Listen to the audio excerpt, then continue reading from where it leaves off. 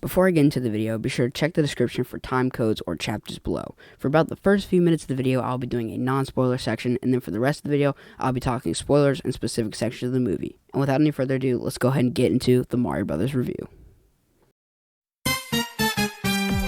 The Super Mario Brothers movie has just released in theaters, and I absolutely loved it. Not only is it made by Mario fans, but this is made for Mario fans.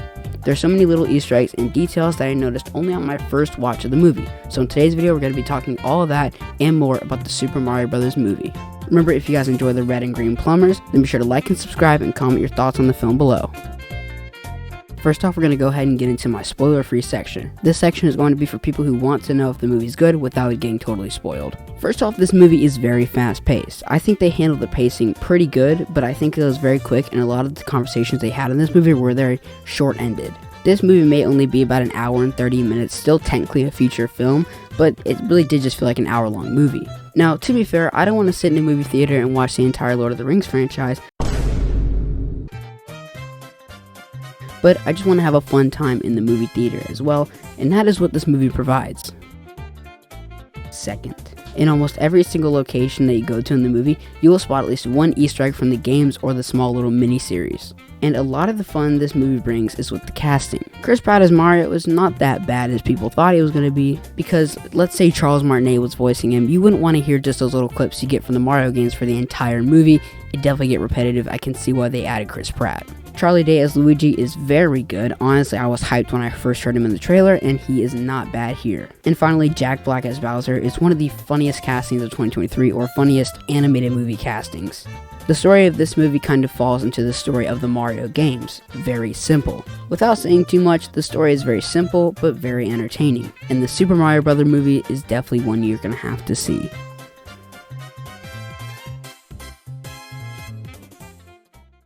Now let's get into my spoiler section. So if you haven't seen the movie yet, there's my basic review about the casting, the pacing of this film, and just the overall vibe of the movie. So if you haven't seen it, just go ahead and skip out here, and let's get into some specific stuff I thought about the movie.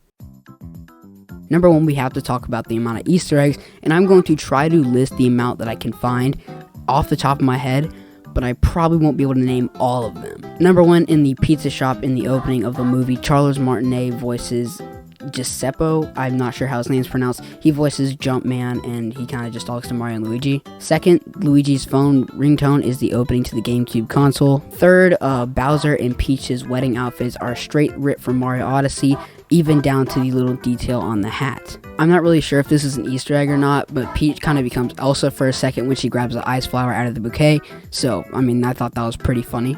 Number 4, this is a legitimate Easter egg this time, the amount of power-ups in this film. We have the Tanuki flower, we have the fire flower who Peach uses, and Donkey Kong, which is a change-up from the games. We have the mini mushroom, the super bell, which grants you cat powers, the regular mushroom, and then we have the ice flower, which I thought these are really cool. And if you want to count the star, you can count that too.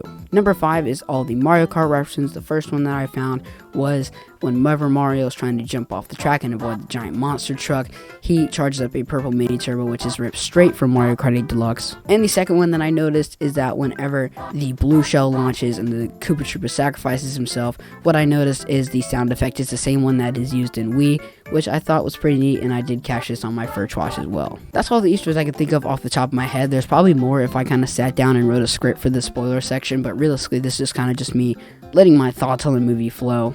But with that, I honestly think the Easter eggs was incredible in this movie. They nailed everything, almost every single Easter egg that they could have thrown out there. They did absolutely phenomenal, and props to them. Really quick before we get into the next sections, over on my gaming channel, Junkie, I'm actually doing some live streams. I'm being pretty consistent with them, and soon I am going to be doing a few cool live streams here and there, so be sure to go check it out. The link will always be in the description, and go check out my live streams every few days. This might be a quicker segment, but the music in this film is absolutely amazing. The amount of references to Mario music from the games is incredible. One that I can think of off the top of my head that I directly said super loud in the theater is when you're watching the end credits, the first set where it shows all the casting and these fancy graphics. One that I noticed remotely is the Super Mario Galaxy. I cannot identify which music piece it was from which galaxy, but I remember it was a music piece from that game, and I really do enjoy that. Another one is when they used the star. They did kind of a orchestral rendition of that. I really did enjoy that, honestly.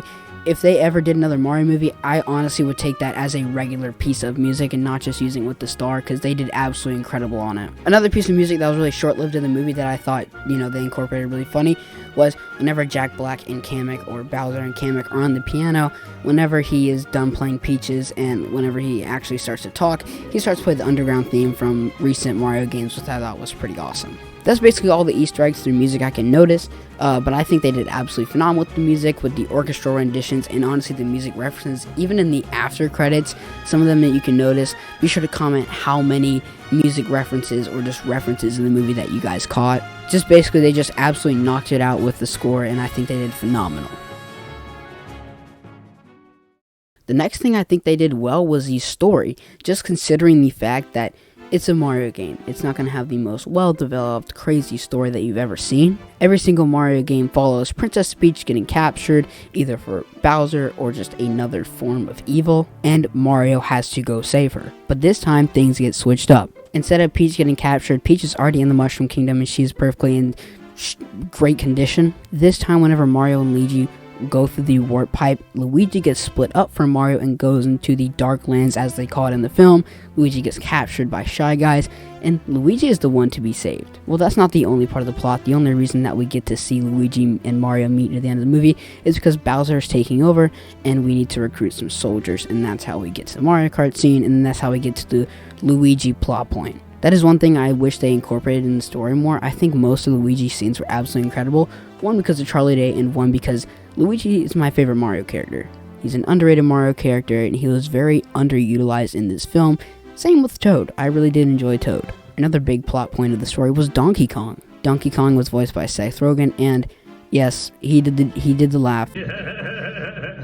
But I really did feel like Seth Rogen was good in this movie because they incorporated themes of, oh, you're feeling like a failure to your father, because one, Mario dragged Luigi into this plumbing business that they didn't even know if it's going to work out or not. And then with Seth Rogen's Donkey Kong, it's making him feel like a failure because his dad doesn't see him as a true warrior. So having them two together in that giant eel was kind of cool, but once again, I really wish they did use Luigi a little bit more. Basically, I thought the story was pretty good. It is a Mario-based movie, and most Mario games and properties don't have that crazy of a storyline, so I can kind of understand why this movie was simple. So, not bad on the story. Finally, what are my overall thoughts on this movie? This movie is a very enjoyable experience. If you are a Mario fan, you will absolutely love this movie, and even if you're not, and you're just going to see a family movie with your kids, I still think you would enjoy it. I think the one complaint that people might have with this movie, especially Mario fans, is the fact that it's a kids movie, so it's going to have butt jokes and childish humor. So that's the one complaint I can maybe see coming from this movie, otherwise it being a little bit shorter than most animated movies. But otherwise, there's really no complaints. There's an amount of Easter eggs that people will love this movie. The story isn't that bad. The casting is better than we thought initially. At first, it was a huge meme when we saw Chris Pratt say, "It's a me, Mario." It's a me, a Mario. That's not the voice. First, of course, is Mario. He will be played by Chris Pratt. But I think after a while, we warmed up to it, and we basically thought, it's not as bad as we thought. And as the movie went on, I love the casting more and more. Personally, I'm going to give this movie a 9 out of 10. Yes, it's a Mario movie. Yes, it's got absolutely a butt ton of references, but it's still a kids movie, and it's still going to get bumped back a bit because it was a little short. But 9 out of 10 is incredible. This movie was incredible. Shout out to Illumination. But anyways, if you guys did enjoy this video, be sure to leave a like down below and subscribe and comment your thoughts on the movie, or comment any Easter eggs that you noticed and that I missed in this video. Because once again, the Easter eggs were off the top. I didn't write a crazy script, but tell me what you guys thought of the movie, tell me what you thought of this video, like, subscribe, and I will see you guys next time.